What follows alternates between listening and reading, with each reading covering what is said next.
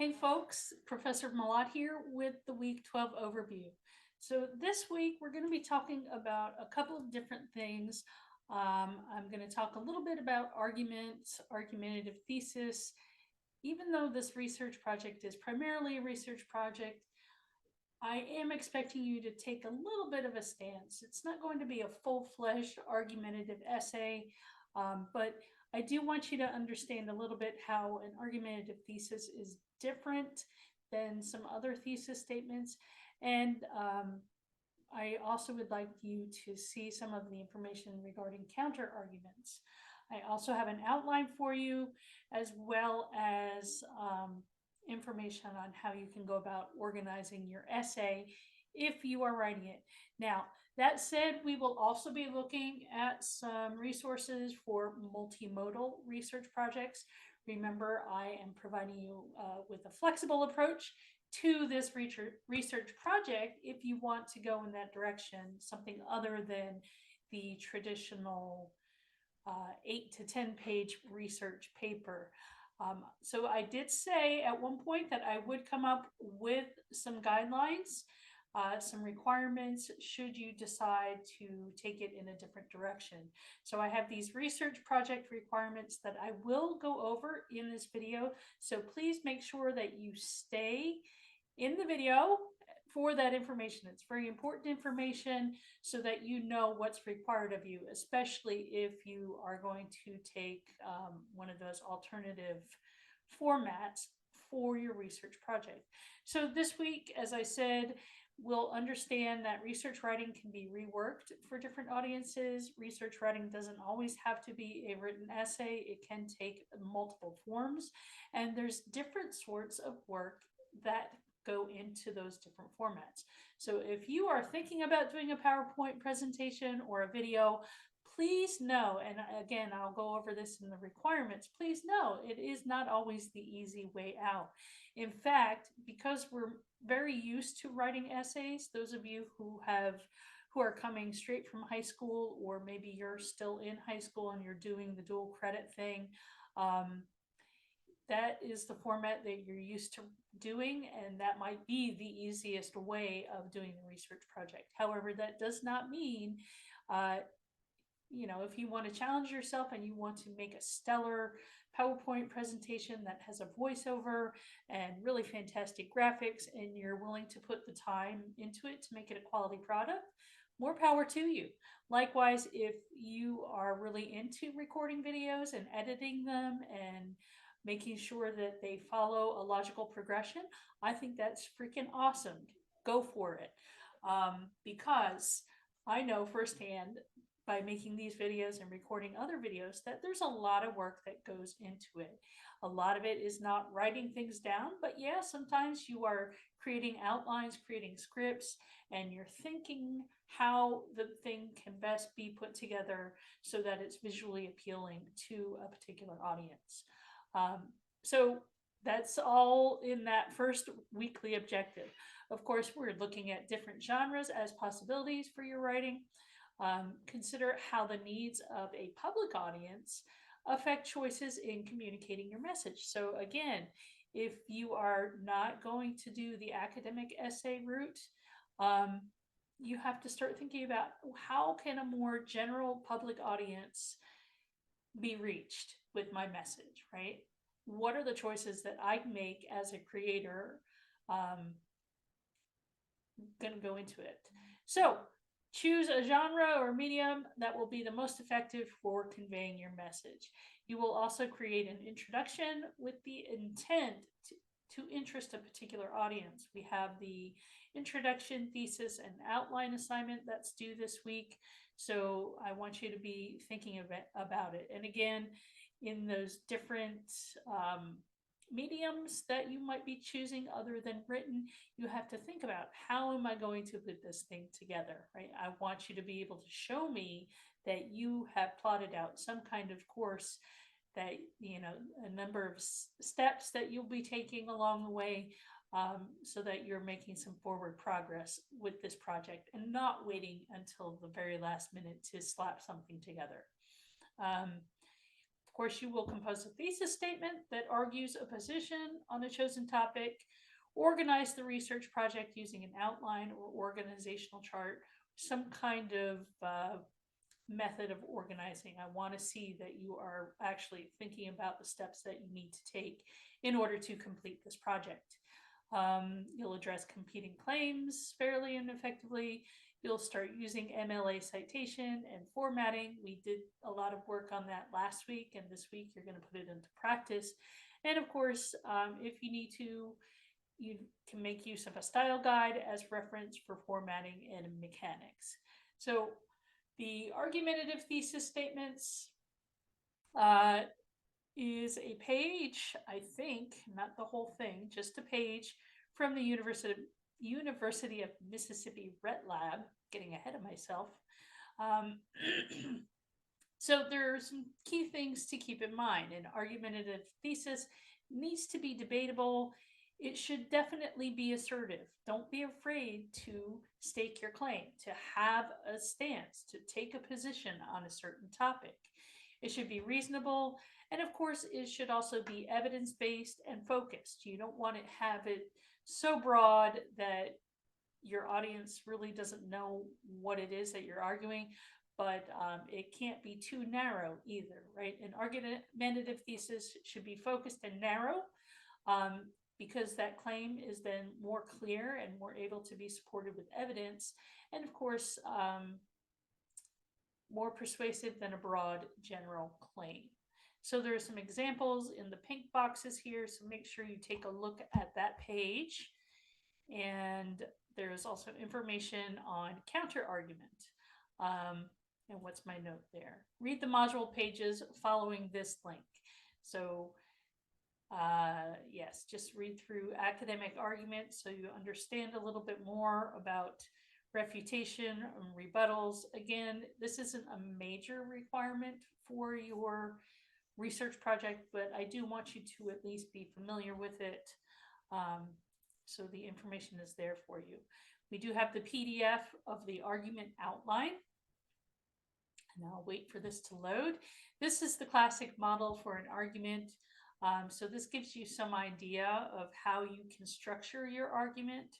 Again, remember, we're trying to get away from that 5-paragraph format, because obviously if you are writing 8 to 10 pages, it's going to be much longer than just 5 paragraphs. Yes, that's kind of the basic structure. You have your introduction, you have several body paragraphs, and you have your conclusion. But this model for an argument helps you a little bit more. So we have the body of the argument.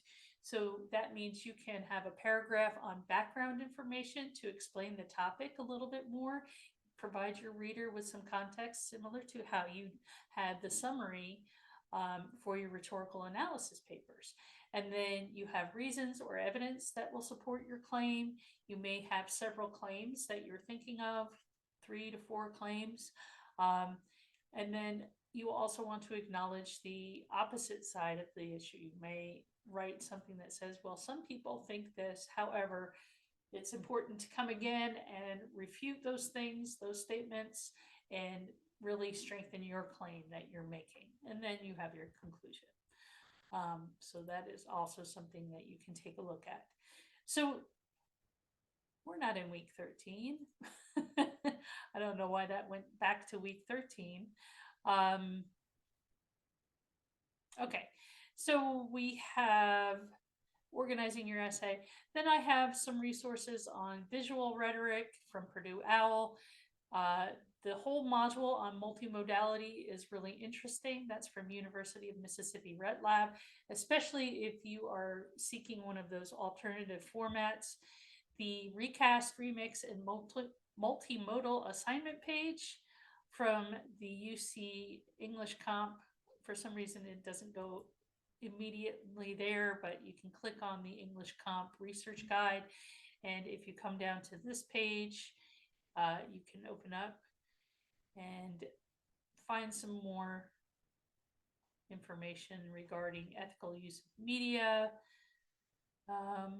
using the library databases. It's not that helpful anymore. They used to have a better one. They've changed it though. Then I have something, how to outline a presentation. If you're not sure how you should go about creating an outline for a presentation, this link helps you with that.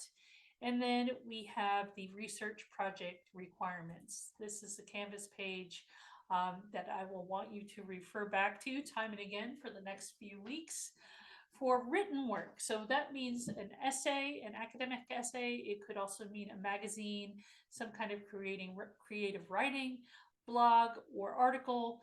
We're looking for 8 to 10 pages or roughly 2,000 to 2,500 words. The exception for this would be for poetry. Um, Instead, I would like you to try to have a collection of 8 to 10 poems, if that's your gig. I don't want to say that I'm forcing people to write poetry. Poetry is hard. It may be shorter form, but it is hard for good poetry to be created. So again, it's not the easy way out. Um, so that would be 8 to 10 poems, each of them on a separate page. And this would be similar to if you were submitting several poems for publication in a literary journal. And again, you would not use double spacing for poetry. That is a convention that we don't use for poetry, but for everything else, it would be double spaced. So if you are deciding to use a blog and you want to set up a blog, on one of the free blog templates like WordPress or Blogger, whatever else is out there, you're more than welcome to do that. If you want your words to be out in the public, you are not required to. Instead, you could use that format and just put it in a document as though you were creating a series of blog posts on your topic. And likewise with a magazine. Magazine might be a combination of visuals and words. Again, I want you to try to get to about 8 to 10 pages of text, roughly around 2,000 words. So you may have several different articles, maybe from different perspectives, or, targeting different audiences. It's really up to you how creative you want to be with that type of a project. You are required to have a works cited or a works consulted list of 8 sources, even for creative work. So if you are writing poems and you're not quite sure how to research, maybe you're researching info on freeform poetry, that's one of my examples, or maybe you are curious about imagery and how you can link certain imagery to happiness. That would be considered something that you've consulted. Again, it's a little bit more difficult, but perhaps there you get some inspiration from some of the things that you've read during the course of the semester. Perhaps we've had a couple of examples of poetry. I know there's a poem from Naomi Shihab Nye. And I think we also had like an ode to melancholy that may have been Keats. I think that was also one of the readings. So there were a couple of poems that were included as some of the background readings. So if you want to look at the various perspectives of poetry and do some type of a literary analysis, that would be really cool too. Where you research and you pull in a bunch of different things. It's really up to you how creative you want to be with this. Of course, you will be using correct use of citations with an academic essay. That would include in-text citations and parenthetical references for any kind of digital media. So if you're doing a magazine, a zine, a blog, or an article, that would be functioning hyperlinks within your text, as well as including a works cited or a bibliography. So for audio visual work, things like a slide presentation with a voiceover, a video or a short film, a vlog, podcast, musical composition, even interviews. I think one of you had proposed interviewing some family members and friends regarding happiness. You want to aim for about 10 to 12 minutes in length, or about 10 to 15 slides if you're doing a slide deck. Again, you would include works cited and works consulted list of 8 sources. and of course, using citations correctly. For audio work, that's a little bit more difficult, right? But it would be a mention of the original author. So if you're doing a vlog or you're doing a podcast or you're doing a film, that would include such signal phrases as according to so and so, blah, blah, blah. And then you would include that information in your works cited or works consulted. For PowerPoint slides, you should include a citation at the bottom of the slide, and then at your slide, the end of your slide presentation, you usually have a slide or two that contains your works cited or works consulted list. There is a link here on how you can go about using in-text citations when you're quoting a source, with an MLA PowerPoint example and other digital assignments. Where do my citations go? So this is a good reference page for your PowerPoint presentations.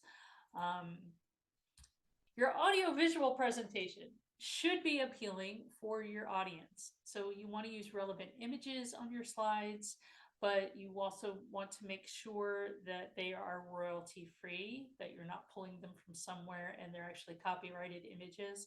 So there is information somewhere in our unit that tells you more about how to use images the right way, correctly.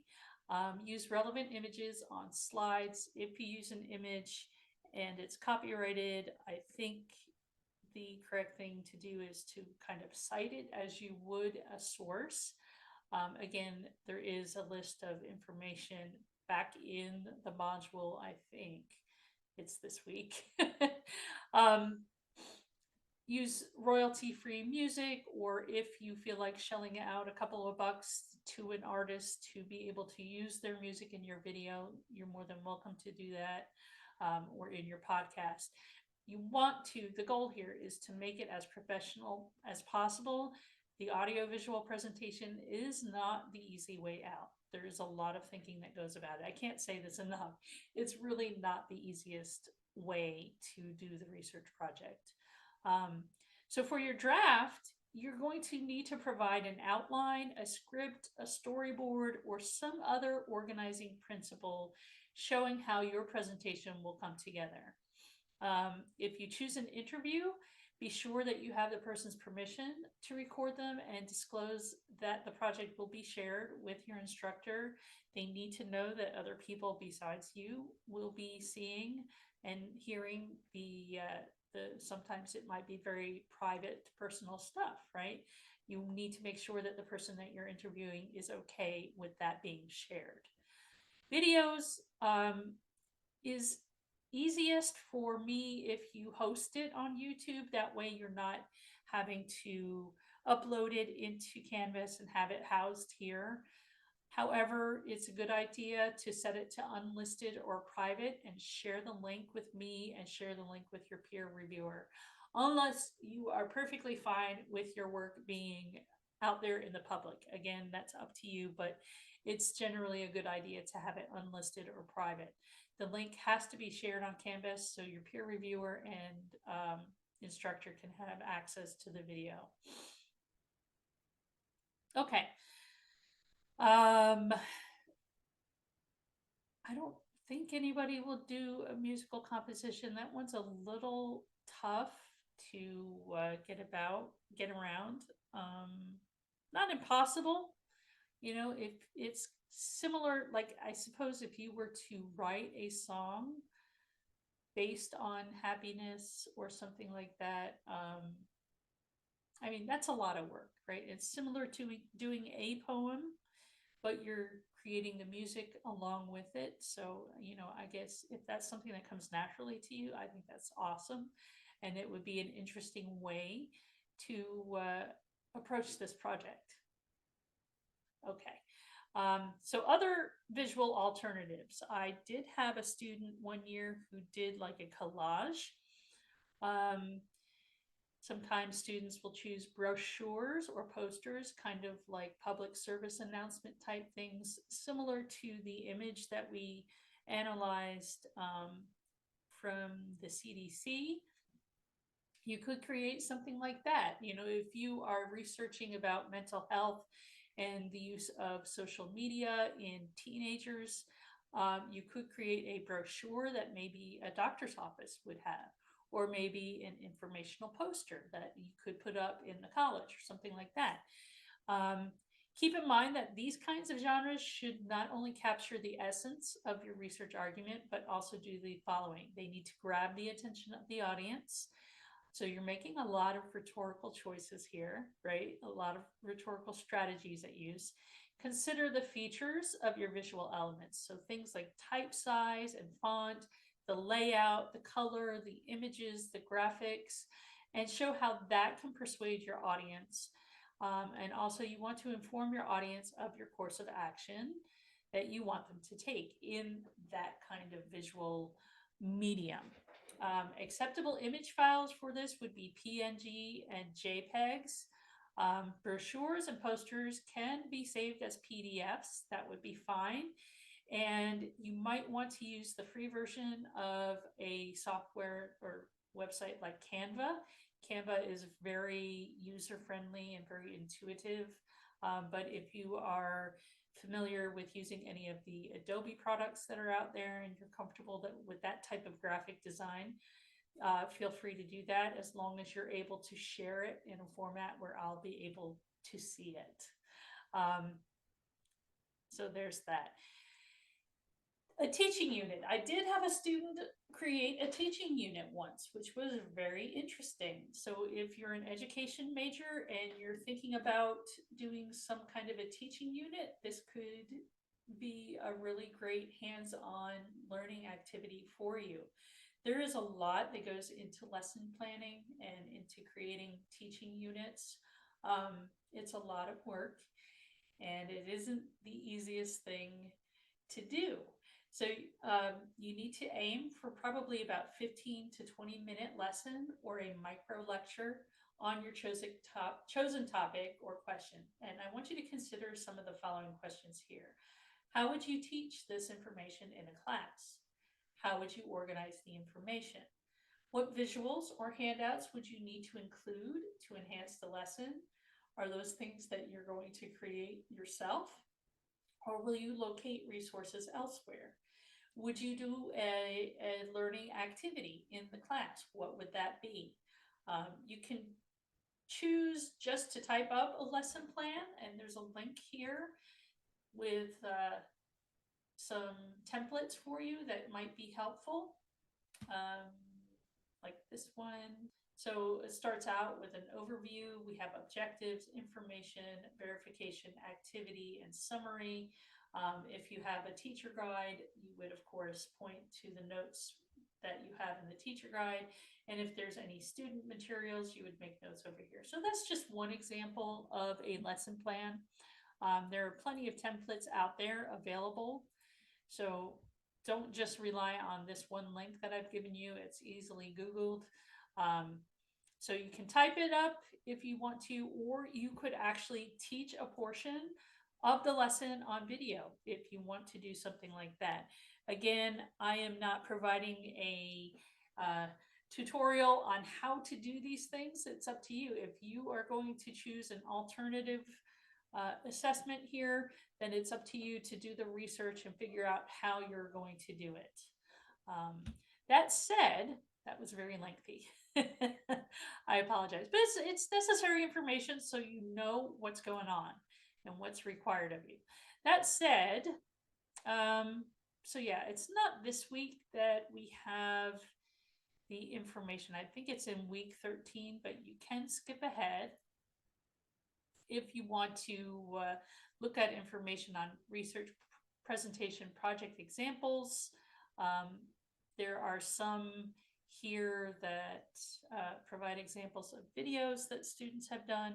It's not on the topic of happiness, but it is video, and there are, I think there's a podcast that's also there.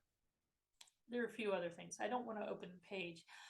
There's also information on copyright, fair use, and Creative Commons. So again, you can look at next week's materials if you need to. And of course, citing your sources, what is common knowledge. These two links are really very helpful. As far as things to watch, um, since one of the assignments is to write your introduction and thesis, I do include a couple of videos here from Scribber on how to write a strong thesis statement and how to write an eye-catching introduction. You've had some practice writing your thesis statements for rhetorical analysis and writing more interesting eye-catching introductions. So this isn't new information for you, but it's there for you if you need a refresher, then by all means do that. There are also some recommended things. The slide skills channel is really, really interesting. I highly recommend it if you are interested in making PowerPoint presentations and really utilizing that tool to the best of its capacity. There are lots of great videos and shorts on how you can use certain features of PowerPoint, so I really recommend it. It's just really cool to watch the videos, especially the shorts, to see all the cool things that you can actually do in PowerPoint to make your slides really cool looking. Research project examples. Oh, that's the one that I just took you to, I think. And then there is how to make a YouTube video outline. It's a YouTube video on how to make a video outline. So creating an outline for a video may be a little bit different. And actually, I recommend if you're not sure how you're going to organize things or you're just not sure what ideas you could present, you could use Chat GPT as a tool to help you come up with some ideas and how you could put them together. I frequently will go to Chat GPT and ask it to write a script to give me some ideas for topics and maybe some visuals that I could use in a video that I am creating for educational purposes. So that's an acceptable use of Chat GPT, helping you to outline and come up with ideas. It's a great place to just kind of bounce ideas off of and then add to it with your own unique spin. But this YouTube video outline, how to create a YouTube video outline, is really helpful because there's a lot of thought that goes into it to have it be a good YouTube video, unlike this one where I don't really have an outline. I'm just kind of going through all of my bullet points here and addressing them one by one. So that's a good video as well. Again, it's just recommended. It's not required. If you're writing an essay, you don't have to look at any of this stuff, right? So to the nitty gritty of the assignments, the introduction, thesis, and outline assignment. Let's take a look at that. So you've done the annotated bibliography. You've started analyzing and synthesizing ideas from a bunch of different places. And now you can really start drafting your introduction and working thesis statement. I know that some of you probably have a process of not writing the introduction until the very end after you've done a bunch of writing, but I want you to try to at least get a little bit of an intro started, come up with an interesting hook, make sure you have a working thesis statement, and just some rough ideas for an introduction. It doesn't have to be the intro that you will actually use, but at least get a general idea so you're moving forward. So we have these videos from Scribber that I have linked under the watch area. So introduce the subject matter, problem, research question you're pursuing in the project, hook the reader, and make it clear why this topic is important. You also want to provide some relevant background information and context, so maybe some kind of summary of the text or what other people have to say about your issue, and then present your thesis. So make sure it has a stance or has some kind of attention. So something like this issue has both pros and cons isn't really going to work as a strong thesis statement. So again, you'll want to go back to this video to find out what actually is a strong thesis statement and how you can go about writing one.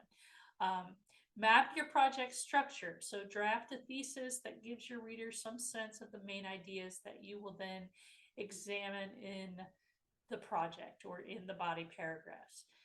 It's also good to have some kind of a working outline of how you're considering approaching the project. If you've opted to write a paper, you can use a formal outline with Roman numerals and letters. There's an example here of what it looks like. Or you could use some kind of an organizational chart. There's more information on that in the Canvas page, Organizing Your Essay.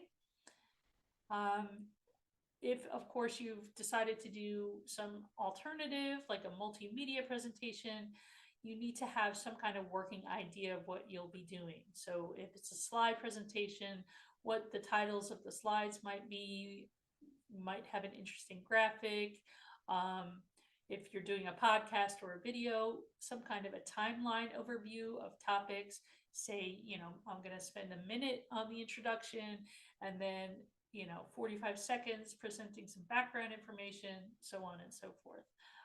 Just so you have some idea of how you're going to attack the beast of research.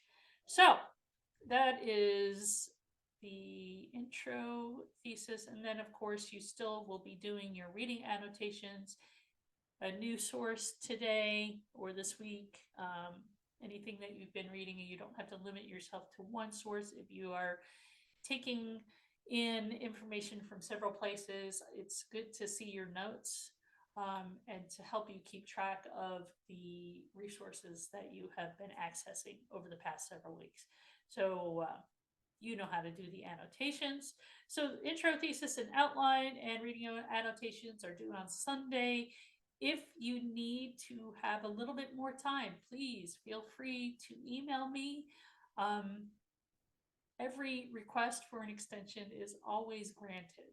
I don't need to know the reasons why, but it's just the fact that you're being responsible enough to communicate with me and ask for an extension. That's all I need. Okay, so have a fantastic week, and if you have any questions, please get in touch. Take care, everybody. Bye-bye.